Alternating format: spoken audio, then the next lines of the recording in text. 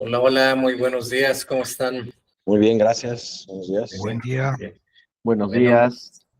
muchísimas Buen día. gracias. Sean bienvenidos a esta mesa redonda de fibra óptica en América, de Alaska a Tierra del Fuego. Es un honor contar con la presencia de nuestros distinguidos ponentes como son Carlos, Pedro y José Luis, quienes nos van a estar acompañando en esta experiencia. Estamos retomando estas mesas redondas aquí en Todo Fibra Óptica.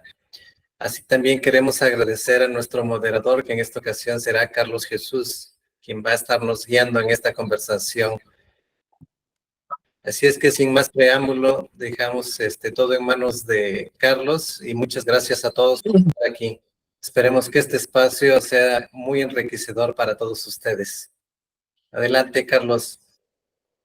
Muchas gracias, Vicente. ¿Qué tal? Muy buenos días con todos. ¿Cómo están? Como Vicente ya me había presentado, mi nombre es Carlos Cabrera. Soy ingeniero en telecomunicaciones y el día de hoy voy a estar haciendo el papel de moderador. Muy gustoso y gracias, Vicente, por la invitación a esta mesa redonda denominado de fibra óptica en América, de Alaska a Tierra del Fuego. Y hoy tenemos invitados especiales, ¿no? Tenemos a Pedro Leal, tenemos al señor Carlos Arguimbao y también al señor Luis Peinado, que a continuación voy a hacer su presentación de cada uno de ellos. Luego tendrán unos pequeños minutos para que también nos comenten algo de información de ellos y también les voy a estar explicando la dinámica de esta mesa redonda, ¿correcto? Porque aparte de las preguntas que nosotros hemos propuesto para esta mesa redonda, pues también les agradecería que puedan colocar durante el desarrollo de esta mesa redonda algunas consultas que nuestros especialistas pues estarán respondiendo de la mejor forma. Entonces, a continuación, voy a presentar a Pedro. Hasta el momento todo ok, Vicente, ¿me confirman? ¿Todos me escuchan bien? Sí, se escucha muy bien. Sí, Carlos. Bien. Perfecto, muchas gracias ahí por la confirmación. Entonces tenemos a Pedro Leal, ¿no? Pedro inició en fibra óptica en el año 1992 en AT&T, donde se formó en ingeniería y diseño de fibra óptica, trabajó en proyectos interurbanos más importantes de Venezuela para CanTV, también trabajó en Movistar Venezuela, anteriormente Telcel Bell South, ¿ok? Global Crossing, IMSAT, Net1, anteriormente Cabletel, subsidiaria de Comcast. En Centroamérica trabajó en Columbus Networks, desarrollando redes terrestres como gerente de planta externa y luego como ingeniero de aplicaciones para Cala, ¿correcto? En Clearfile. De ahí trabajó también en Fico Telecomunicaciones como gerente de Telecom para Latam y ahora es consultor independiente y asociado de Illumina. Muchas gracias, Pedro, por estar el día de hoy con nosotros. Gracias, Carlos. Perfecto. Luego tenemos al señor Carlos Arguimbao Romo, ¿correcto? Fundador y CEO en INTC Telecomunicaciones. Carlos, muchas gracias, buen día y gracias por estar aquí con nosotros. Gracias por la invitación. Perfecto. Luego tenemos al señor Luis Peinado, ¿correcto? Director de Grupo Diteli, con más de 15 años en la rama de las telecomunicaciones. Luis inició trabajando, instalando redes primero de cobre y posteriormente de fibra óptica en desarrollos habitacionales en el norte de México para diferentes operadoras, así como realizando trabajos de infraestructura de telecomunicaciones para redes metropolitanas y entre ciudades. Actualmente trabaja en proyectos para proveedores de Internet y para el gobierno en obras para instalaciones de redes de acceso abierto, también llamadas redes compartidas o neutras, ¿no? Y trabaja pues en diferentes tipos de redes en México, ¿no? Luis, muchas gracias por estar presente hoy con nosotros. Correcto. Ahora, a continuación, voy a comentarles un poco a todas las personas que se han unido el día de hoy la dinámica de esta mesa redonda. El día de hoy vamos a estar, hemos colocado 3 preguntas, hemos realizado 3 preguntas, las cuales cada uno de nuestros expertos irá respondiendo, ¿correcto? Cada uno de nuestros expertos responderá estas preguntas y tendrá un tiempo de 3 minutos por participante. Yo también como moderador ahí voy a tener unos minutos para hacer algún hincapié o dar algún tipo de aporte en estas preguntas. Y como les comentaba, vamos a elegir 3 preguntas del público, ¿correcto? La cual nuestros participantes irán a responder. Por ello, les solicitaría que puedan realizar estas preguntas para luego exponerla y podamos responderla, ¿correcto? Entonces yo creo que si Vicente me da la aprobación, podemos comenzar con la primera pregunta, Vicente, ¿te parece? Adelante, adelante, sí. Perfecto. Entonces, la primera pregunta, ¿te parece, Pedro, si tú comienzas, luego Carlos y finalmente José Luis, ¿correcto? Vamos con la primera pregunta y es, ¿cómo está actualmente el desarrollo de la fibra óptica en el continente americano? ¿Qué hay de infraestructura y qué falta? Por favor, Pedro, vamos contigo. Ok, bueno, verdad que la fibra óptica ha ido creciendo significativamente en los últimos tiempos, en la última década, vamos a decirlo así, en la región. Se ha expandido considerablemente, sobre todo en los países del norte, en Canadá, en Estados Unidos. México ha tenido una buena expansión de las redes de fibra óptica. En Centroamérica se está creciendo, no al mismo ritmo, y en América del Sur hay países que han repuntado, como podríamos hablar de Brasil y Chile, ¿verdad? Colombia también está haciendo buenos esfuerzos. El tema que sucede con los países del norte en Estados Unidos es que han tenido una buena influencia del gobierno. El gobierno de los Estados Unidos y el de Canadá han impulsado programas tipo el RDOF, el BID, con este tema de Buy American, Build American, porque están tratando también de darle un apoyo a las empresas que fabrican y tienen productos hechos en los Estados Unidos, en América. Y eso ha ayudado mucho a llevar fibra óptica a los sitios donde hay poco acceso. Es lógico, y bueno, por ejemplo, aquí tenemos a Carlos, que Carlos nos puede dar una buena visión de lo que es una empresa de telecomunicaciones bien llevada. Uno busca siempre que las inversiones sean rentables. Entonces, ir a un sitio remoto donde no hay una densidad de población muy grande y hacer una inversión muy grande para tener un retorno a la inversión demasiado pequeño se hace complicado. Y ahí es donde los gobiernos tienen que ayudar a la conectividad global y dando estos beneficios que dan, por ejemplo, el gobierno de los Estados Unidos. Y bueno, la verdad es que esperamos que en América Latina se empiece a dar este efecto para poder llevar fibra a esos sitios que están remotos, ¿ok?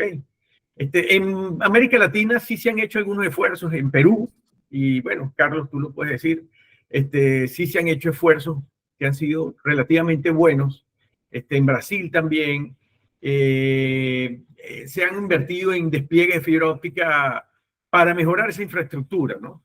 Y tratar de llegar con internet de alta calidad a todas las regiones, ¿verdad? Pero no se ha hecho al mismo ritmo que se ha hecho en los Estados Unidos. Entonces, bueno, resumiendo, este desarrollo de fibra óptica en el continente sigue creciendo, se espera que continúe expandiéndose más en los próximos años para ver si satisfacemos la creciente demanda de conectividad que tiene la región, que cada vez tenemos más demanda. La demanda de Internet, de acceso, está creciendo. Y todo esto debido a todo, bueno, todo lo conocemos, la cantidad de dispositivos que se están conectando ahora mucho más fácil a la red, ¿verdad? Correcto. Perfecto, Pedro. Muchas gracias por por tu respuesta. Ahora tenemos a Carlos. Carlos, no sé si nos podrías comentar un poco sobre esta pregunta. En Estados Unidos hay un subsidio de varios billones de dólares para el tema de conectividad. Y pues esto ha hecho también que surjan muchas nuevas empresas y estén tirando fibra, miles y miles de kilómetros de fibra por todo el territorio americano, ¿no? Y no solo eso, también muchos operadores han optado por comunicación inalámbrica y estos subsidios también aplican para ellos, que al final el subsidio es para comunicación. Y se ha desarrollado mucha fibra. En los 80s y 90s en Estados Unidos se enterraron millones de kilómetros de fibra por parte del gobierno, que después se quedó inutilizada y luego ya nadie supo ni dónde quedó, ni quién era el dueño, ni cómo lo iban a usar. Es un tema que fue muy interesante eso. Y se quedó enterrada. Hoy a la fecha de repente siguen apareciendo estos cables que no están en uso, que se quedaron completamente vacíos. Esto, aunque no lo crean, también nos sucede en México, no al nivel de la fibra, sino al nivel de los ductos. En el sexenio de Peña Nieto se hizo un programa para instalar ductos de comunicación en todas las carreteras del país. Y el gobierno actual no sabe dónde quedaron esos ductos, no sabe de quién son, no tienen mapeos, no están conscientes de la existencia de la infraestructura. Entonces, estos son temas que causan mucho revuelo.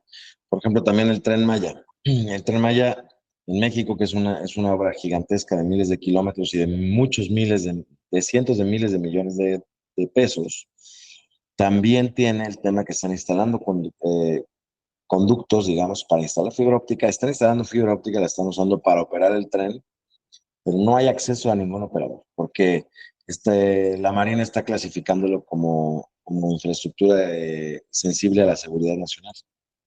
Entonces no están dando acceso a ningún operador a esta infraestructura.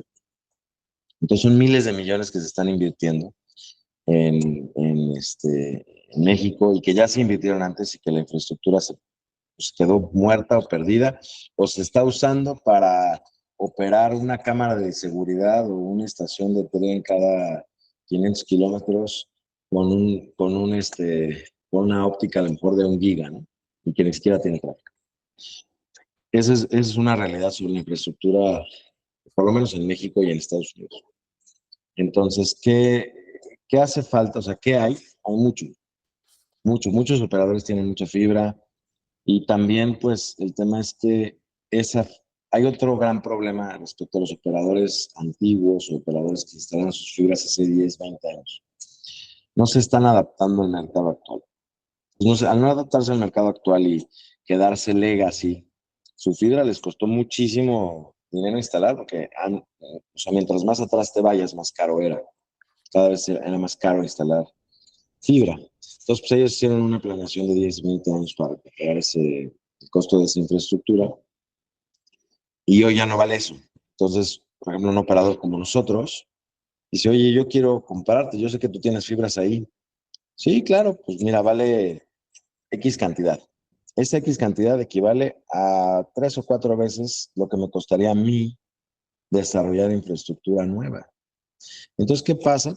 Pues que yo desarrollo infraestructura nueva en vez de comprarle a ese operador legacy, que tiene equipos legacy, que tiene fibras de 10 o de 15 o de incluso 20 años operativas, porque realmente hoy todavía no sabemos bien la vida útil de una fibra óptica.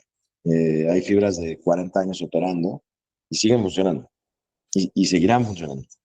Entonces, no sabemos realmente la vida real, ¿no? Los financieros siempre te dicen, pero dime cuándo se acaba porque necesito amortizar. Entonces usamos el número de 20 años siempre. Pero la realidad es otra. La realidad es que las fibras pueden durar mucho más de 20 años operativas. Ahí están las muestras. Pero, sin embargo, el costo de adquisición o de instalación de esa infraestructura sí tiene que ver en el precio con el que se comercializa o el precio con el que se usa para monetizar esa red. Y es el caso, ¿no? Que a nosotros nos ha traído a instalar tantito más ya de 25,000 kilómetros de red en el territorio mexicano. Y pues todavía tenemos planes para conectar, para instalar otros 25,000 kilómetros en los próximos 2 años. Entonces, ¿qué hace falta? Hace falta concientización del mercado, hace falta adaptación de los precios a las realidades actuales sobre la infraestructura legacy. Eso hace falta. Hace falta que los gobiernos entiendan pues, que no tiene caso gastar tanto dinero para algo que no va a ser de utilidad para los demás o para los operadores.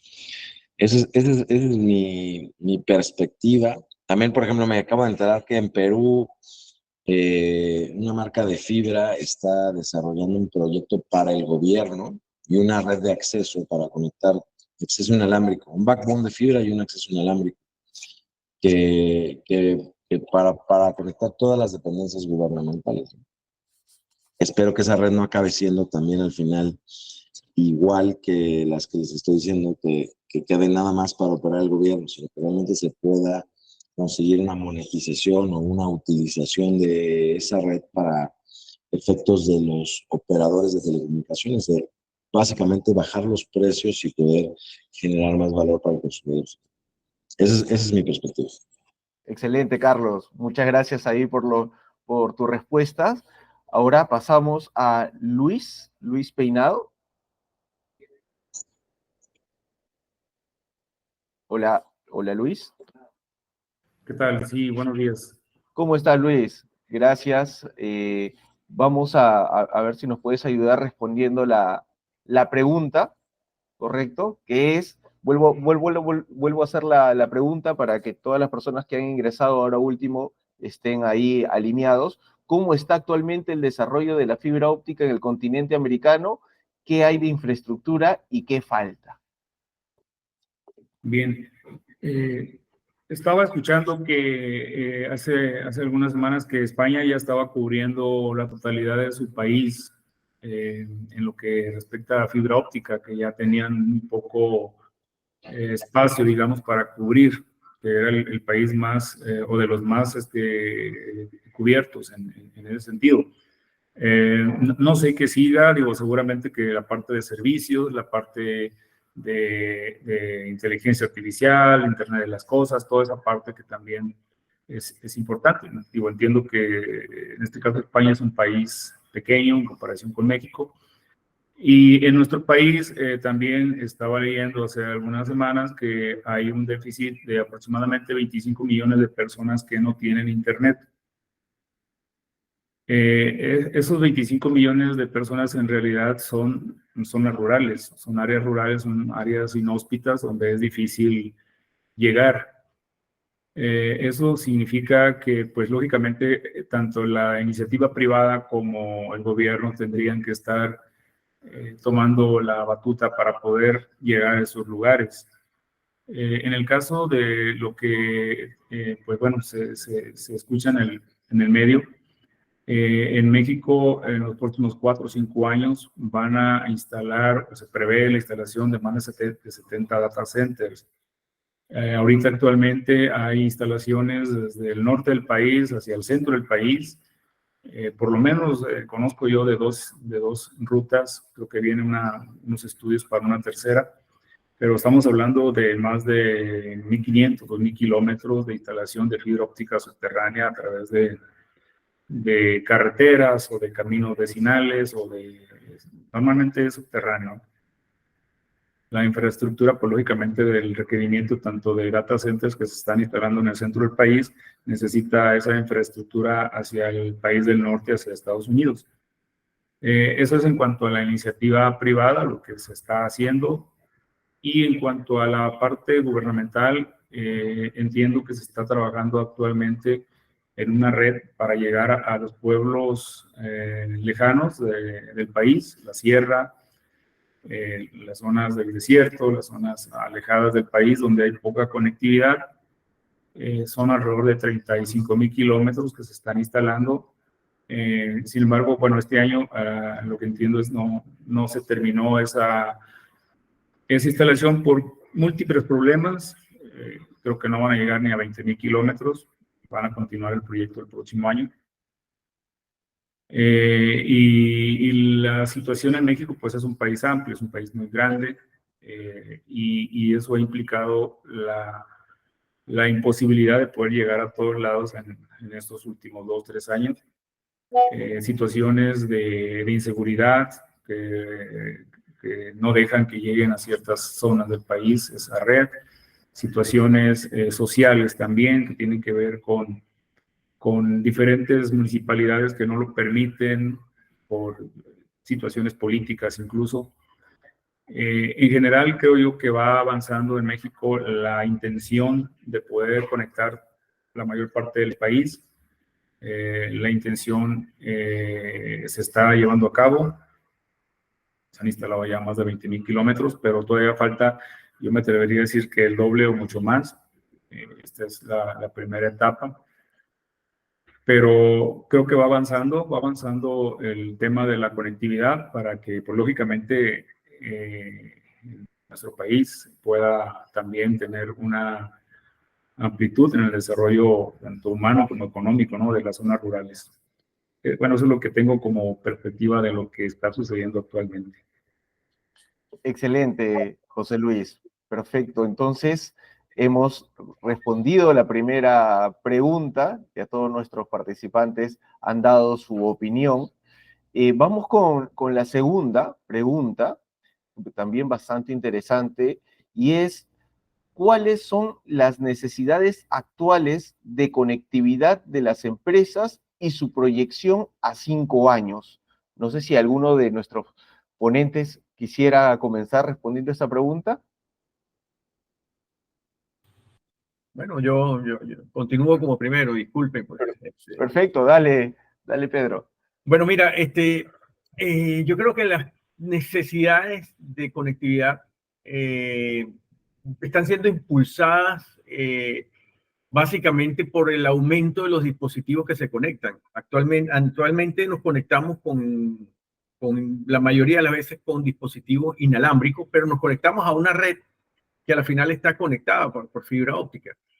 Y estos dispositivos, a pesar de lo pequeños que son, cada vez requieren o demandan mayor conectividad, mayor ancho de banda. Todo el mundo tiene un streaming. Nosotros aquí estamos haciendo una videoconferencia donde estamos consumiendo bastante ancho de banda. Hay una cantidad de personas conectadas.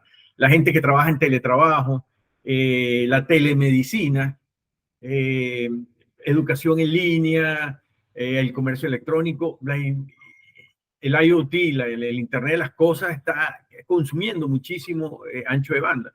Entonces, estas necesidades sí están siendo impulsadas por estas necesidades de los clientes finales, ¿verdad? Ahora, ¿cuáles son las necesidades? Vamos a ser más o menos puntuales. ¿Cuáles son las necesidades que requiere en las empresas y los clientes finales? Bueno, primero que todo, mayor ancho de banda. Cada vez consumimos más ancho de banda. Hay una cantidad de servicios que requieren ancho de banda, el streaming. Esta red, esta ola de gente que está conectada a las redes sociales generando cantidad de videos, requieren ancho de banda. Las videoconferencias, como lo dije, la medicina, la telemedicina, juegos en línea que consumen una barbaridad. Y hay miles de aplicaciones. Viene este tema de los vehículos autónomos, también todo eso va a requerir ancho de banda, pero también van a requerir una cobertura de red mayor. Se necesita una cobertura de red casi que al 100% para garantizar que esas zonas remotas también tengan conectividad. Por la cantidad de aplicaciones que estamos teniendo hoy en día, que todas son en la nube, todas se conectan a la red. ¿Qué otra necesidad hay? Oye, fiabilidad y estabilidad. O sea, necesitamos que estas redes sean confiables. No podemos ya ver el acceso a Internet como un lujo, como un valor agregado. No, es un artículo de primera necesidad. Hoy en día es necesario tener Internet.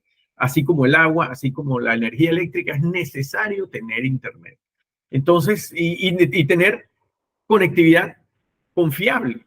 Es necesario tener una conectividad confiable. Entonces, por eso es que los servicios tienen que apuntar a ser de alta calidad, el tema de las redundancias, los sistemas soterrados, muy importante los sistemas soterrados, porque los cables aéreos están muy susceptibles a fallas. Entonces hay que buscar ese tema de confiabilidad, de estabilidad de la red. Lo otro que necesitan también los clientes finales y sobre todo estos nuevos dispositivos como el Internet de las Cosas, la telemedicina, los vehículos autónomos, es la latencia baja. Necesitamos baja latencia, mejor conexión, mejores equipos. Ya no podemos estar metiendo esos equipos de mercado gris que tienen muchos problemas, ¿no? Tenemos que ir hacia la excelencia, ¿verdad?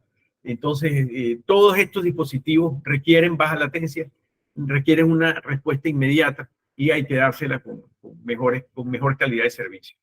Y la otra cosa es seguridad. El tema de la seguridad es bárbaro. O sea, hoy en día hay amenazas cibernéticas, pero súper fuertes. Este tema de los hackers y el robo de la información, de la privacidad. Es necesario apuntar a eso, a que haya mayor seguridad. Eso es una necesidad de la conectividad hoy en día, la seguridad. Tenemos que tener conectividad muy segura, donde tú te sientas respaldado de que tu información, tu privacidad no va a ser violentada. Y otro tema de necesidad, yo veo, es que haya un acceso equitativo para todo el mundo. Tenemos que llegar a donde no ha llegado la conectividad, no solamente porque es un tema social, sino que, por ejemplo, yo en el país donde estoy viviendo, hay gente, empresarios muy grandes que tienen sus casas de verano, de playa, de montaña, sus fincas, y cuando están allá no están conectados. Y esto se hizo muy crítico en la época de pandemia. La gente en el momento del encierro se fueron a sus sitios alejados y resulta ser que no tenían conectividad. Entonces todo esto hay que mejorarlo, ¿verdad? Entonces, bueno, resumiendo, estas necesidades están íntimamente relacionadas con la demanda al mayor ancho de banda, la cobertura, seguridad, confiabilidad, el acceso para todo el mundo, baja latencia, todo eso forma parte de las necesidades actuales que tenemos de conectividad. Muchas gracias, Pedro. Vamos con Carlos. Carlos, ahí tus comentarios, por favor. Claro que sí, mira, estamos, siento yo que de repente confundiendo algunos temas, ¿no? Un tema es tema de conectividad, el otro es tema de instalación de fibra óptica, que aunque entiendo que son temas que son complementarios y que evidentemente una cosa necesita a la otra para funcionar, estamos hablando de cosas diferentes, ¿no? Entonces, ¿cuál sería la tendencia del tema de la fibra en 5 años? Bueno, la tendencia, yo te puedo hablar de México, que es mi mercado, que es el que conozco. La tendencia en México va a ser, bueno, hoy tenemos muchísimos operadores nuevos, chiquitos, pequeños, y yo creo que va a haber una consolidación del mercado en los próximos 5 a 10 años en temas de fibra. Consolidación del mercado en cuanto a operadores, creo yo. Y también van a seguir surgiendo, ¿no? Nuevos, mucha oportunidad de negocio, y eso la gente lo ve. Entonces, lo que más, en cuanto a tecnología, pues sí hay mucha tecnología en el desarrollo de fibra. Hay fibras ahora de muy baja atenuación que pues te pueden dar, por ejemplo, tramos que tú puedes lograr hoy de 80 kilómetros de regeneración, por ejemplo, en DWDM, te estás yendo a 1200 kilómetros con el mismo equipo, solo utilizando una fibra diferente, de mucho menor atenuación. Eso está muy interesante en cuanto a desarrollo tecnológico de la parte pasiva del cable, de lo que es la fibra, ¿no? Como tal.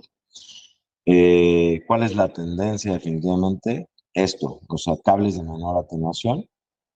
Obviamente también suben los costos, pero ahí tú tienes que evaluar pues, si realmente hace sentido poder instalar una fibra que es más cara, que puede llegar, que requiere menos energía, porque por ende al momento de tener más distancia, pues requieres menos energía para poderlas prender. Esto es un tema clave. Menos equipo, baja el costo del equipo para poder hacer transmisiones de muy larga distancia, ¿no? Concretamente, el título de esta plática es una fibra de larga distancia, de muy larga distancia, y obviamente la cantidad de equipos y de energía que se requieren para encenderla, pues es bastante. Y con este tipo de tecnología se pueden disminuir. Eso en cuanto al tema de la fibra. En cuanto al tema bueno, y también de la fibra, de la conectividad, también se están ya ejecutando pruebas. Por ejemplo, la tecnología más popular para distribuir servicios de Internet, de conectividad con fibra óptica, es el GPON. Entonces, o las redes pasivas, Passive Optic Networks. Y en este sentido hay tecnología también muy interesante. Hoy ya muchas empresas están implementando redes PON de 10G, XGS PON, ya se está implementando comercialmente, lo cual te ayuda también. Puedes aumentar la densidad de usuarios o aumentar la velocidad con una misma densidad y a una fracción del precio de las redes existentes. Y también, por ejemplo, Nokia ya sacó un producto comercial que es 50 GS PON. Entonces, los puertos, en vez de 2.5 gigas o de 10 gigas en el caso de XGS PON, son de 50 gigas. Esto también abre un sinnúmero de posibilidades, ya sea uno, para aumentar la densidad muy bruscamente sobre las redes existentes. Obviamente esto te lleva a reducción de equipos activos y te lleva a simplificación administrativa y reducción de componentes electrónicos, o para aumentar las velocidades que puedes tú desarrollar a través de estas redes pasivas. Entonces esto para mí es las tendencias que yo veo en la industria, concretamente de la fibra óptica, más allá de la conectividad. Evidentemente, lo que comentaban respecto a la demanda de la conectividad, que al final es lo que empuja nuestra industria de la fibra, es muy importante, es muy relevante, porque al final esto es lo que empuja a que se siga desarrollando tecnología y a que nosotros podamos seguir teniendo un negocio relacionado con la fibra óptica. Perfecto, Carlos. Muchas gracias por la respuesta. Ahora pasamos a José Luis. ¿Qué tal? ¿Me podrías repetir la pregunta, por favor? Por supuesto. ¿Cuáles son las necesidades actuales de conectividad de las empresas y su proyección a 5 años? Bien. A 5 años considero que va a haber una cobertura mucho más amplia aquí en lo que es nuestro país, México.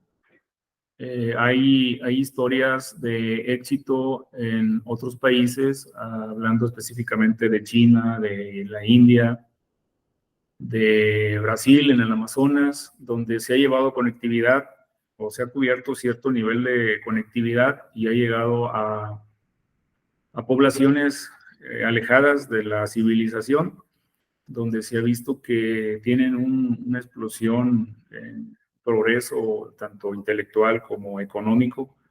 Entonces considero que la brecha digital que le llaman, pues se va a cortar, va a llegar a mayor población en los siguientes años y en las zonas rurales donde ahorita es muy raquítico los servicios de internet o no hay simplemente. Y eso ha permitido o eso va a permitir que haya un desarrollo tanto intelectual, social, económico en esas zonas y esperemos lógicamente lo que todo el mundo busca, ¿no? El progreso tanto en la parte económica como en la parte social, en la parte profesional de nuestro país, que finalmente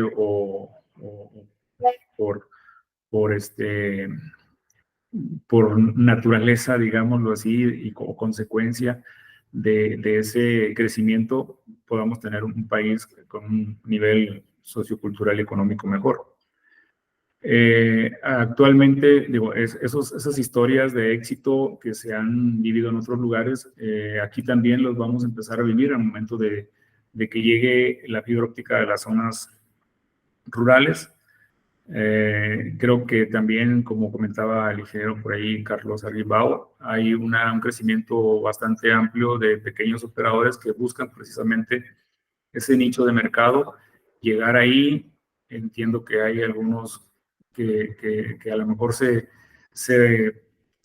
unen o se retractan o simplemente no funcionan, como todo emprendimiento, pero el crecimiento se está dando, la necesidad se está dando. Como comenté hace rato, hay en la revista Forbes, leí por ahí que hay una necesidad de más de 70 o una planeación de más de 70 data centers en el país, lo cual significa un crecimiento, pues, yo creo que de los más grandes a nivel mundial. Y eso nos implica, pues, tanto un compromiso como una responsabilidad. El tema del crecimiento de fibra óptica se está dando también de forma natural por la necesidad que tienen las empresas, que tienen la población, y también el gobierno está haciendo su trabajo buscando llegar también a ese nivel. Escuchamos seguramente muchos de ustedes, hace poco hubo unas pruebas de laboratorio, hace algunos meses en Rusia y más recientemente hace algunas semanas en Japón, donde se hicieron pruebas de laboratorio para poder verificar la potencialidad de la capacidad que tiene la fibra óptica para el envío de datos, y no fue cubierta. O sea, la fibra óptica tiene todavía mucha disponibilidad de ancho de banda. No hay una tecnología, no hay una electrónica que pueda cubrir el ancho de banda actualmente que posee la fibra óptica. En ese sentido, la fibra óptica va a seguir vigente por muchos años, y creemos que en ese sentido no va a decaer, o a menos que surgiera una nueva tecnología, tardaría todavía muchos años en poderse implementar, pero la fibra óptica va a seguir vigente. Las necesidades de conectividad siempre han existido, y sobre todo en periodos de crisis. Todos tenemos la experiencia de que en las situaciones de crisis podrán disminuir, pues dicen que hay dos cosas que aumentan. Uno, en periodos de crisis aumenta el trabajo para los zapateros y para los boleros, y también para las empresas de telecomunicaciones. Entonces, en ese sentido, las crisis ayudan también a las personas que estamos en el ramo, y considero que el crecimiento, en el caso de México, va a ser fructífero en los próximos años. No me atrevería a decir que exponencial, pero pudiera ser bastante trabajo para todos los que nos dedicamos al ramo de telecomunicaciones. Gracias. Excelente, José. Gracias ahí por tu respuesta. Ahora pasamos a la tercera pregunta, y es una pregunta muy interesante, muy de actualidad, y está denominada como, a ver, vamos a ver la consulta, ¿cómo vamos en redes neutrales y su importancia en un avance exponencial de la conectividad? Un tema bastante interesante, el tema de redes neutrales, que en mi experiencia, por lo menos cuando he estado en países como Brasil, ahora en Colombia también, se está hablando mucho de este tipo de soluciones, ¿correcto? Con empresas que están invirtiendo mucho dinero, muchos recursos para el desarrollo de este tipo de infraestructura. Entonces, por ahí, Pedro, podemos comenzar contigo respondiendo a la pregunta. Perfecto. Mira, primero que todo, tenemos que ver el concepto de redes neutras, ¿no? Bajo mi punto de vista, yo veo redes neutras de dos tipos. Las redes neutras que son masivas, que ven de cara al cliente final, y las redes neutras que son de transporte, vamos a decirlo así, que son las compañías que estamos viendo en toda la región, compañías que están instalando cables de fibra óptica para darle servicio a los operadores en largas distancias. Lo importante de estos dos tipos de redes neutras es que, sobre todo las de acceso al cliente final, que deberían de ser pertenecientes en realidad a un operador, o no a un operador, a una compañía que en realidad sea neutra, ¿verdad? que no sea un operador de servicios específicos y que le dé acceso igualitario a todos los proveedores de servicio que tendrían a bien dar servicio en la zona geográfica donde está ese servicio, ¿verdad? En el caso de las redes de larga distancia, ya ahí sí se ve un poco más de apertura porque, por ejemplo, hay compañías, operadores que están instalando cables de larga distancia y que le dan acceso a compañías que requieren y no tienen la capacidad de invertir. Lo dijo Carlos hace rato, uno de los problemas que hay es que no se está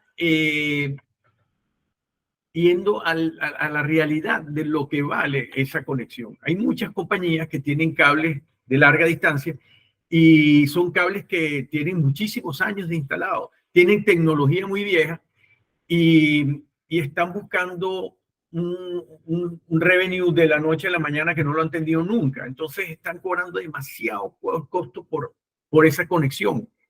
Y eso es un problema, indudablemente. Fíjense lo que dijo Carlos, si por lo que me están cobrando, yo hago mi propia infraestructura. Pero esa no sería la idea. O sea, la idea sería que todo sea a un precio razonable, de manera que en el caso de la compañía de Carlos, de INTC, en vez de hacer su propia infraestructura, pudiese montarse en una infraestructura donde muchos operadores están montados y él pueda dirigir esa inversión a sitios donde lo podría aplicar y ser más productivo. Entonces, pero eso está sucediendo en toda la región. Hay operadores de larga distancia que están siendo demasiado, cobrando demasiado por ese servicio. En el caso de las redes neutras de acceso, ya a nivel regional casi que hay una especie de precio establecido. El problema está en que poner los huevos de un operador en una sola canasta a veces lo ven difícil. Y por eso es que ese concepto de redes neutras de acceso, o vamos a decirlo, las redes, la ODN de acceso neutra, no ha sido muy bien visto. O sea, ahorita hay mucho desarrollo en Colombia, hay mucho desarrollo de redes neutras de acceso en Chile, entiendo que en Perú también, en Brasil. Fíjense que en Estados Unidos no se está dando ese caso, y en México entiendo que tampoco no ha sido un boom. Más bien ha sido un boom las redes de acceso las redes neutras de larga distancia, pero las redes de acceso a clientes finales no están siendo muy bien vistas aquí en la región. Y es por ese temor de que yo voy a colocar mi servicio en manos de otro. Pero yo creo que hacia ahí deberíamos de ir, porque, por ejemplo, en los países donde yo he trabajado, que hay redes aéreas, están muy saturadas, demasiados operadores con sus propios cables, las ciudades se contaminan visualmente debido a esto, y con una red neutra eso sería muchísimo mejor, en verdad mejoraríamos hasta visualmente las ciudades, ¿no? Pero bueno, ¿cómo podríamos mejorar esto? Bueno, primero que todo, los gobiernos deberían de tener regulación y marcos legales para fomentar la neutralidad de las redes, pero no siendo el gobierno o siendo los gobiernos operadores. Eso está muy grave. Es lo que decía Carlos. Los gobiernos construyen redes y después nadie sabe dónde están ni para qué funcionan. Los gobiernos no están para eso están empresas privadas. El gobierno lo que tiene que hacer es fomentar y dar facilidades a la empresa privada para que pueda haber un desarrollo en las telecomunicaciones. Muchas veces el desarrollo no se da por la mala intervención de los gobiernos. Los gobiernos no están para ser operadores. El otro punto que también ayudaría mucho es que quizás se puede hacer una inversión compartida. Hay algunos casos donde se hace la inversión público-privada, donde el gobierno invierte un dinero a empresas privadas que desarrollan redes, pero las redes en realidad son privadas, van a una competencia de mercado. Pero el gobierno está fomentando, está invirtiendo en esas redes para que se fomenten las redes. Y eso es lo que debería hacer las alianzas público-privadas, ¿verdad? Iniciativas regionales. Eso es otro punto muy importante. O sea, promover estas redes neutrales para la conexión de todos los países de América Latina. Eso es lo que estamos viendo, por ejemplo, con el proyecto que hemos llevado a bien llevar, un proyecto que se llama Illumina, donde estuvo involucrado Pepe, y gracias a Dios vamos a seguirlo llevando adelante para hacer honor a Pepe. Lo que quiere es eso. ¿Qué quiere Illumina? Conectar toda América Latina. Pero totalmente neutro, no siendo operador en ninguno de los aspectos, simplemente dándole acceso a todas las grandes empresas y a las pequeñas empresas de la región para que puedan expandir su huella, ¿verdad? Entonces, bueno, está bien, o sea, en la región, en América Latina, sobre todo, hemos avanzado en las redes neutrales, sobre todo de interconexión de larga distancia. En algunos países sí tenemos unos buenos ejemplos de redes neutras de acceso, pero sí hay todavía que seguir adelante. Hay mucho por hacer. Perfecto, perfecto, Pedro. Ahora pasamos con Carlos. Carlos, le Sí. damos ahí 2 minutos para que pueda responder la pregunta. A ver, las redes neutras son siempre un tema consentido para discutir y platicar, ¿no? Hay casos de éxitos de redes neutrales en el mundo. Por ejemplo, hay una empresa en el Reino Unido que se llama Fibre, me parece City Fibre. No es City Fiber, es como ya se llama City Fibre, pero bueno, esta red es una red neutral de acceso que utilizan muchos operadores y han tenido un éxito impresionante y siempre es algo que se gustaría replicar en todo el mundo, sin duda. Hay muchos factores, particularmente en Latinoamérica. Somos un pueblo de compadres, ¿no? Entonces el pueblo de compadres y de amigos nos genera dificultades para el desarrollo de las redes neutras, porque al querer operar una red neutra de manera muy institucional, como existen en México, y incluso nosotros como operadores las utilizamos, especialmente redes de acceso de última, no me gustaría decir última milla, porque no es última milla, son últimos metros, diría yo. Ha funcionado, es un modelo de negocio. No creo que sea un modelo de negocio rentable, si me lo preguntan a mí hoy, pero es un modelo de negocio que existe y que funciona para los operadores y para los desarrolladores también.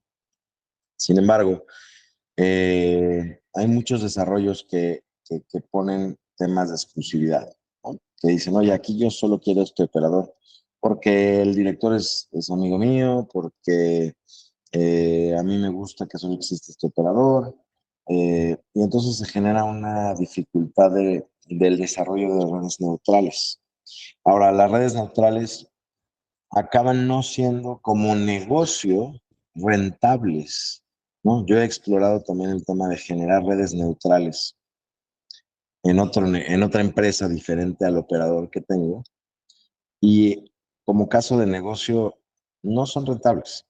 Entonces, cuando tú tienes un negocio que no es rentable o un caso de negocio que no es rentable, no progresa porque no es una caridad, tiene que ser un negocio.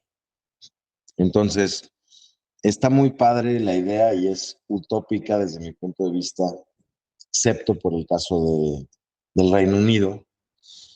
¿Qué factores impulsan las redes neutrales? Las barreras de acceso a la fibra.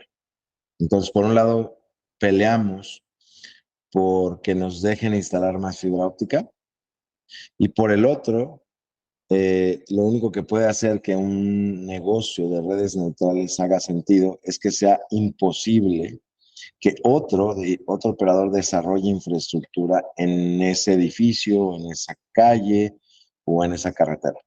¿no?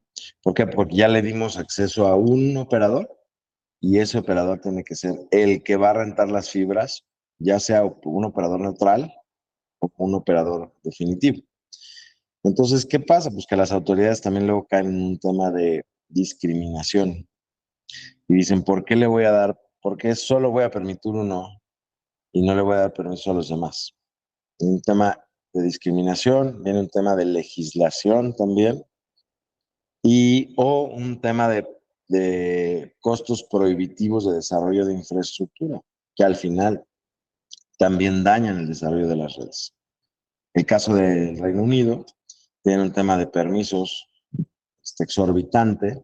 Tú quieres abrir una calle ahí y cuesta miles de euros por metro lineal los permisos. Entonces, ese es un tema a considerar.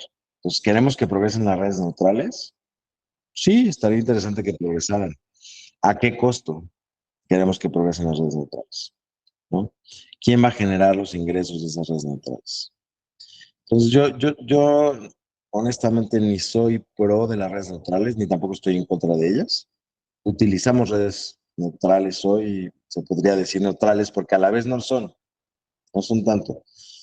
No son tanto porque, por ejemplo, nuestro operador preponderante, que es Telmex, en México, ellos dicen que ellos no van a usar la infraestructura de ningún tercero para llegar a sus clientes finales. ¿Por qué? Porque no hay legislación, uno, y dos, porque en su modelo de negocio no existe esa concepción. Entonces, no, se pierde un poco la esencia y nos perdemos en el tema del huevo y la gallina con las redes neutrales. Para que sea un negocio, no puede ser una red neutral, a menos que sea operada por el gobierno y tenga temas de no discriminación de precios. O sea, ¿cómo le vas a dar el mismo precio a una persona que te compra 50 teras en una red de transporte que la que te compra 1 giga? No le puedes dar el mismo precio. Entonces, si le das el mismo precio, no funciona el ecosistema de hacer negocio. Tenemos un tema socialista de las telecomunicaciones que desde mi punto de vista no le conviene a nadie. ¿Qué pasa con esas redes? Pues dejan de ser negocio y entonces operan de manera subsidiada. Entonces el gobierno acaba subsidiando la operación de esas redes. ¿Y qué pasa con esos negocios? Pues que nadie va a dar mantenimiento a tiempo, porque una red subsidiada jamás va a operar con las mismas ganas que una red que está generando ingresos. Entonces, es un tema complejo. Luego, las redes neutrales, pues, para poder tener la capacidad de mantener esa red, tiene que estar generando una cantidad de dinero suficiente para justificar el personal que da mantenimiento y que esté realmente generando sentido de negocio. Y desde mi punto de vista, las redes neutrales que hoy existen no operan así. Tienen un técnico para una ciudad completa. Tienen 50 edificios y tienen una cuadrilla de técnicos.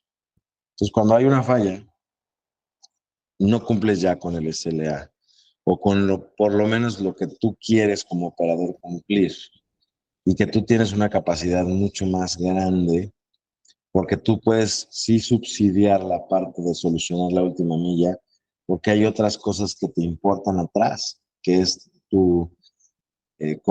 la percepción de tu cliente, la percepción que tiene tu cliente de tu red. A la gente de última milla lo único que le interesa es cobrar sus 35 pesos de la última milla. Con 35 pesos de la última milla, a ellos no les importa la reputación de la empresa, no les importa el nombre, no les importa el tiempo de reparación. Es algo que no está en su modelo de negocio y que no les es relevante. Entonces, yo no me llamaría un detractor de las redes neutrales porque no lo soy. Simplemente no veo un caso de negocio profundo en una red neutral porque no da suficiente ingreso para una infraestructura de mantenimiento correcta, ¿no? Te digo, el caso muy puntual de CityFibre es muy interesante, definitivamente es una red neutral muy interesante, que ellos no dan internet, pero ¿qué va a pasar mañana si ellos no tienen una legislación de que soy una red neutral y yo no puedo dar internet? ¿Qué va a pasar el día que ellos decidan tener un operador propio? Nadie va a regular tampoco qué precios se van a dar a ellos mismos.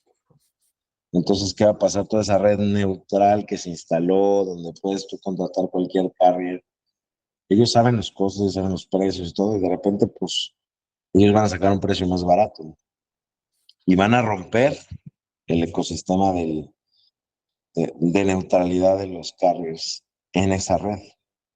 Entonces se hace un tema muy complejo y obviamente, como te digo, es el tema favorito del debate, porque todos los gobiernos quisieran que existiera una red neutral y como dices, es que así en vez de 20 cables hay uno, sí, pero no hace sentido de negocio. No hay, es muy duro también que te forcen como operador a tener que usar una red neutral. Es incómodo. Oye, ¿por qué me tengo que yo atener a los precios que tienen ellos y a los tiempos de respuesta que tienen ellos y a la calidad de instalación que tienen ellos? Yo tengo otros estándares, para arriba o para abajo. Yo no pondría, un ejemplo tonto, yo no le pondría tubería a la vertical del edificio. ¿Por qué? Porque me sube mi costo.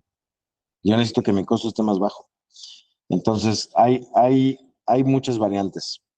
O también puede ser al revés. Está el operador que dice, oye, yo a fuerzas quiero poner un tubo de acero de pared gruesa en las verticales del edificio. Es mi estándar de servicio porque garantizo la calidad de servicio y la reputación de mi marca y de mi empresa.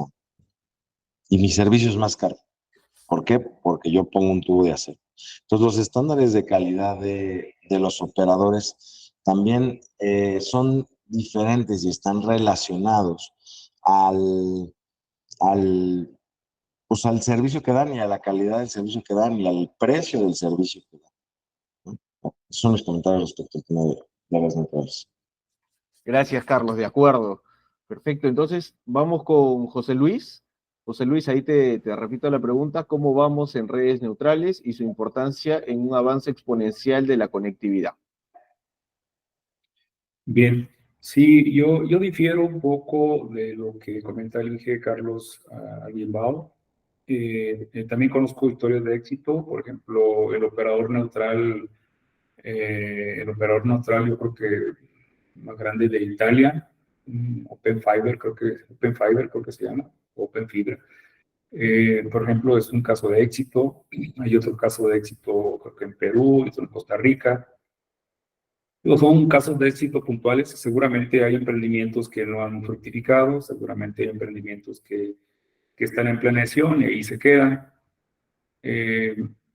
Considero que las redes neutrales es una forma de poder ampliar la red de forma masiva, porque el capital que utilizaría alguien, por ejemplo, para un edificio, van a entrar 3 operadores, pues son 3 capitales que se van a tener que usar y que ya no se va a poder usar más adelante porque o se acabó o hay que esperar el retorno de la inversión para poder llevar a cabo otra instalación en otro lugar. Y sin embargo, con una red neutral puedes poner 3, 4 X cantidad de operadores e incluso le llevas un beneficio, digamos, al residente y también establece los parámetros para que los operadores o los proveedores de Internet tengan una mejor calidad de servicio, de tal forma que uno como residente o como consumidor de ese servicio pueda optar por un operador o por otro dependiendo de la calidad de su servicio o de lo que esté ofreciendo ese operador. En ese sentido, la multiplicidad de personas que requieren el servicio se multiplica porque ya no es una sola inversión. Pagas menos por la instalación, la inversión inicial es menor y puedes abarcar más, lo cual resulta en un beneficio para la sociedad mismo al momento de tener mayor coberturas y también para que los operadores puedan tener una mejor calidad de su servicio. Un ejemplo, hablando de edificios verticales o horizontales, o hablando en general No es lo mismo un operador que vaya a entrar a un edificio y tenga que meter la infraestructura para 1000 viviendas para quedarse con a lo mejor 100, ¿sí? Y luego llega otro y se queda con otros 100, llega otro, se queda con 500. Hablo de suscriptos, ¿no? a su red. Que llegue un operador neutral y que pueda establecer la conectividad para esas 1000 viviendas o 1000 residentes, y que se pueda cubrir el 100% o el 90% de la cobertura y que la puedan llevar a cabo todos los operadores sin necesidad de haber invertido cada uno por su cuenta. Entiendo que hay capitales distintos, hay operadores que tienen un capital limitado y otros que tienen pues, casi ilimitado, y en ese sentido, pues, en el caso de Telmex, pues no les es de su interés porque tienen el capital para poder ellos meter su propia infraestructura. Faltan regulaciones, muchas regulaciones, es correcto. Sin embargo, la tendencia va hacia allá en muchos sentidos. Y hay operadores neutrales de mucho tiempo que tienen que ver con instalación de torres, con instalaciones de antenas, del mismo servicio que se ofrece, de 5G.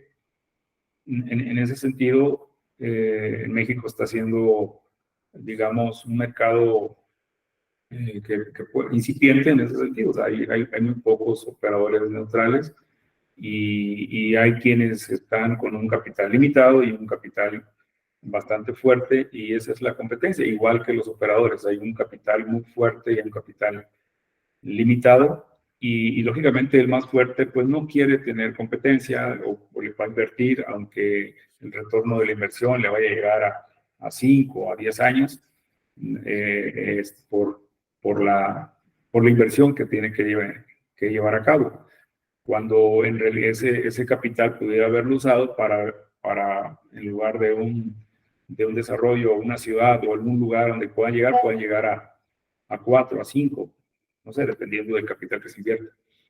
Pero en ese sentido creo yo que la tendencia es hacia redes neutrales, viene muy fuerte, vienen empresas nuevas, grandes, en Estados Unidos, por ejemplo, lo que les comentaba de 2 redes importantes que se están instalando en el norte del país, pues son redes neutrales.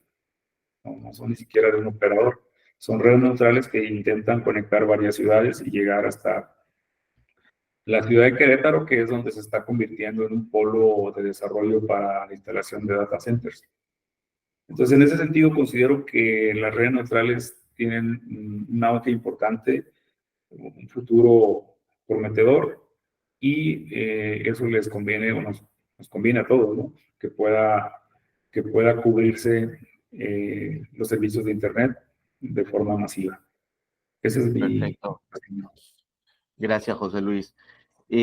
Bien, a ver, acá, Carlos, me comentan acá al interno que por temas de tiempo, ahí tu agenda está un poco apretada. Vamos a agradecerte, Carlos, por tu participación y esperamos tenerte en otro próximo webinar, en una próxima mesa redonda que estamos desarrollando.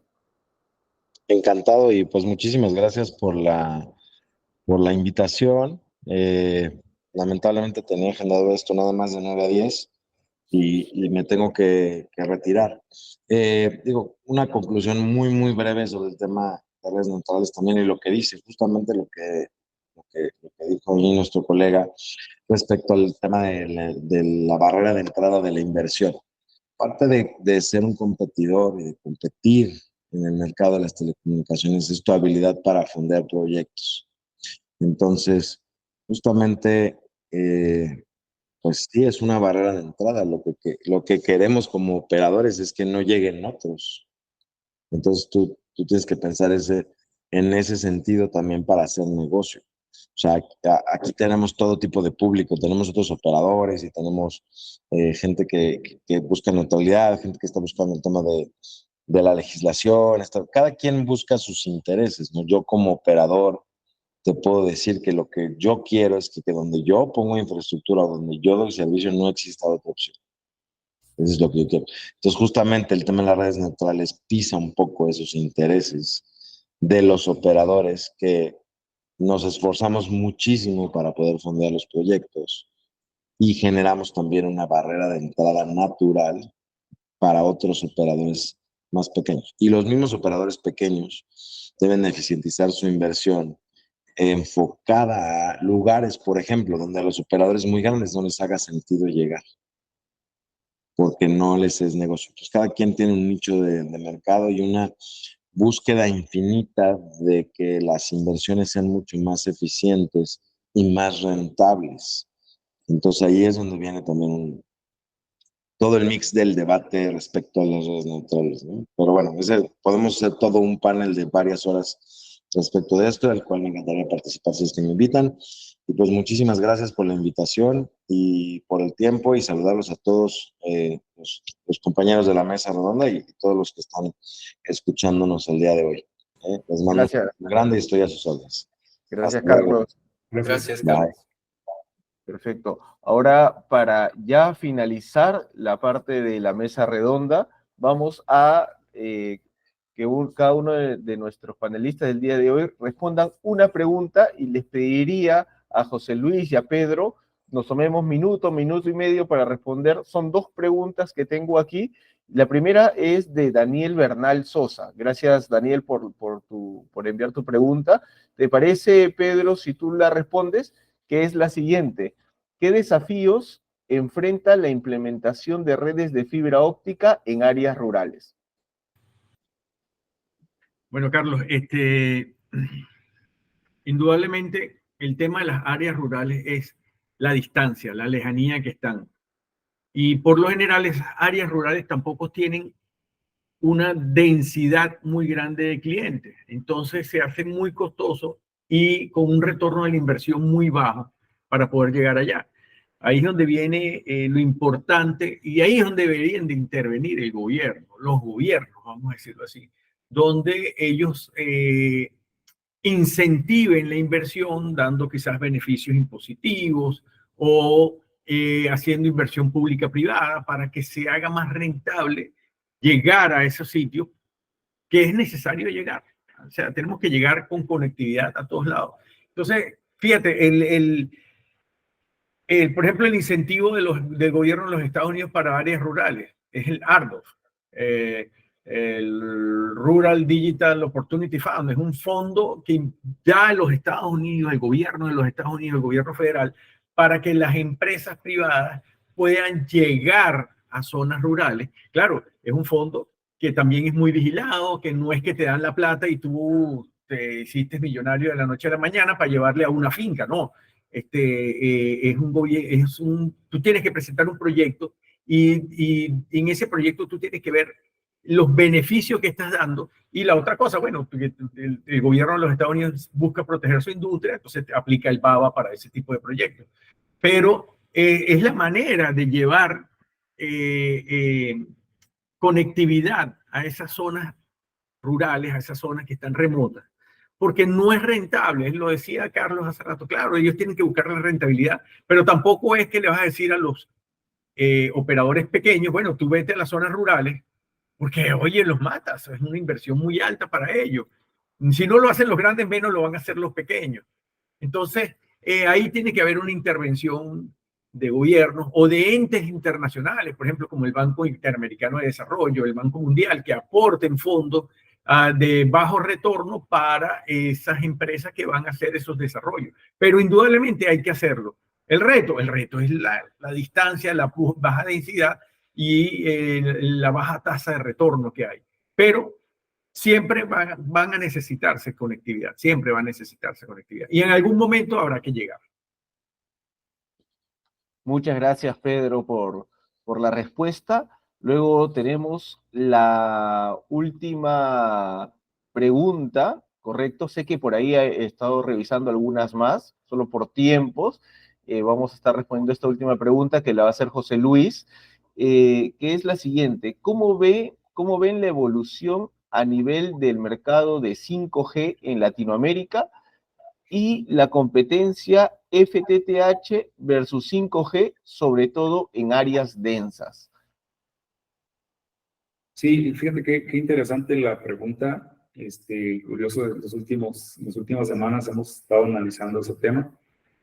Lógicamente, la tendencia es 5G. Entiendo que países de Asia y específicamente China, ya aquí en México ya hay algunas zonas con 5G. 5G, pues, es enteramente inalámbrico. Entiendo que, pues, la última milla puede ser lo inalámbrico, pero la interconectividad o la conectividad que debe existir entre cada una de las antenas es fibra óptica. Definitivamente tiene que ser fibra óptica. Entonces, sí pudiera existir una competencia. Yo creo que todavía es incipiente el mercado. Sí pudiera haber, y de hecho lo va a haber, una competencia hablando de FTTH, de última milla, con respecto a 5G. Sigue siendo la fibra todavía, como comenté en la exposición anterior, sigue siendo la fibra óptica quien tiene la ventaja en cuanto a ancho de banda. No hay todavía una electrónica que pueda saturar el ancho de banda que tiene capacidad la fibra óptica. Sin embargo, a nivel de última milla, pues tal vez los anchos de banda que maneja 5G, pues no se necesita tanto fibra óptica, ¿verdad? Hablando de la última milla. En ese sentido, sí puede ser una competencia en la zona de alta densidad, sí lo puede hacer, de hecho lo va a hacer. Sin embargo, la fibra óptica no va a dejar de existir por esa razón, porque el 5G necesita de la fibra óptica, no puede funcionar por sí mismo. ¿Sí? Los anchos de banda que maneja 5G, acumulados a través de una red de 5G de varios kilómetros, pues necesita el ancho de banda de la fibra óptica, si no se convertiría en un cuello de botella para poder transmitir los datos y la información que se necesita. Y eventualmente sí puede llegar a ser una competencia. De hecho lo va a llegar a ser una competencia, sobre todo principalmente en algunas zonas. No, igual que la fibra óptica, no se va a expandir 5G de forma masiva tan rápidamente. La fibra óptica va a seguir siendo vigente por muchos años, y va a tener la 5G va a tener la necesidad de fibra óptica también, siempre, en todo momento. Y lógicamente las zonas más densas es donde empieza a aplicarse la tecnología 5G. Es ahí donde empieza a aplicarse, porque es ahí donde más se requiere, donde más se necesita y donde más rentable es. Mi respuesta es esa, ¿no? Sí va eventualmente a ser competencia en zonas densas. Ahorita no lo es y va a tardar varios años para que eso suceda. Correcto, José Luis, gracias. Ahí, Pedro, levantaste la mano. ¿Quieres dar algún comentario? Sí, oye, porque veo dos preguntas importantes en el foro. Uno que lo hace Brad Ailas, en base a la calidad que se va a requerir para el IoT. Y él está muy correcto, porque las redes, cada vez necesitamos redes de mejor calidad. Y en eso, no sé si se acuerdan, Pepe era muy incisivo con eso, decía la calidad, tenemos que ir a calidad, y es verdad. Y esa calidad viene de la mano de entrenamiento y de usar productos buenos, personal muy capacitado, y tenemos que enfocarnos en eso, en entrenar al personal, que el personal esté capacitado para poder garantizar la calidad de las redes. Entonces yo creo que una pregunta muy importante, y sí, tenemos que ir a alta calidad de las redes, eso es indudable, bajo un estricto programa de capacitación y usando productos y equipos de calidad garantizada, no en mercado gris.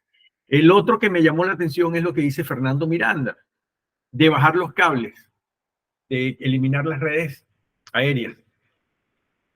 Mira, no es que tanto que sean los gobiernos que tengan que exigir, es que yo creo que debido a la importancia que tenemos hoy de conectividad, y cada vez es más importante, como lo dije al principio, ya no es un valor agregado.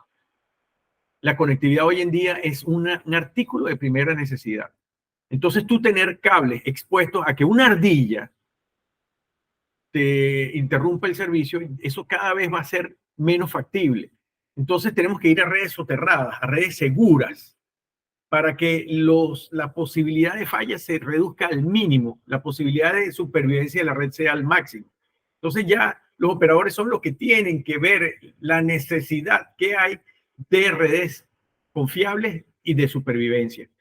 Él habla de Panamá. Yo estoy en Panamá y yo vine a Panamá hace 14 años por el tema del soterramiento de cables. A mí me trajo Columbus Networks para soterrar redes. Yo construí el área bancaria de Panamá, de la ciudad de Panamá, para Columbus Networks. Hicimos el soterramiento de cables. Y ustedes hoy en día pasan por esa zona y la mayoría de las empresas todavía tienen los cables en poste. Y el gobierno hizo una inversión en esa área bancaria de aproximadamente $60 millones. Y existen las canalizaciones para ser usadas y sin embargo todavía tienen los cables en poste. O sea que es algo más que todo de conciencia de las empresas operadoras y no tanto de gobierno. Correcto, correcto, Pedro. Muchas gracias ahí. Igual comentar a los chicos que han estado realizando sus consultas a la interna, que todas estas preguntas las tenemos y vamos a estar respondiéndolas a través de las redes de TFO, ¿correcto? Vicente, creo que ya estamos cerrando la mesa redonda del día de hoy. Nos hemos extendido un poco, pero es que el debate ha estado tan bueno y las preguntas me parecen que han sido de alta calidad, más los ponentes que tenemos el día de hoy, pues ha dado de qué hablar mucho, ¿no? Ha estado muy bueno. De mi parte ha sido solo agradecer a TFO la invitación. No sé si Vicente quiere decir unas palabras para cerrar la charla del día de hoy. Sí, Carlos, muchísimas gracias. Gracias a nuestros tres ponentes, a José Luis, a Carlos y a Pedro. Muy agradecidos. Estamos pues reanudando este tipo de mesas redondas, webinars, todo esto para este relanzamiento, ¿no? De todo fibra óptica TFO. A ti, Carlos Jesús, muchísimas gracias por haber ayudado aquí a coordinar esta mesa redonda. A todos los que se unieron, muchísimas gracias. Pues estamos ahí en nuestro chat, en las redes sociales, en el sitio web. Cualquier cosa, estamos en contacto con ustedes y pronto les estaremos anunciando nuestro próximo evento. Alguien comentaba por ahí que si podíamos ver esto desde el principio, lo vamos a publicar en el canal de YouTube. José Luis, estás levantando la mano. ¿Quieres decir algo? Sí, solamente para despedirme, darles las gracias a ustedes también y comentarles que estamos trabajando actualmente en redes neutrales, en lo que podamos apoyar, en lo que podamos, tenemos la forma de buscar financiamiento para redes neutrales y solamente ese es mi anuncio. Ahorita estamos a la orden. Pues gracias, José Luis. Gracias a todos por su participación y que tengan un excelente fin de semana. Buen día, bye. Gracias, hasta luego. Gracias, nos vemos. Hasta luego. Gracias. Saludos a todos. Gracias, hasta luego. Muchas gracias, que tengan buen día. Saludos, buen día.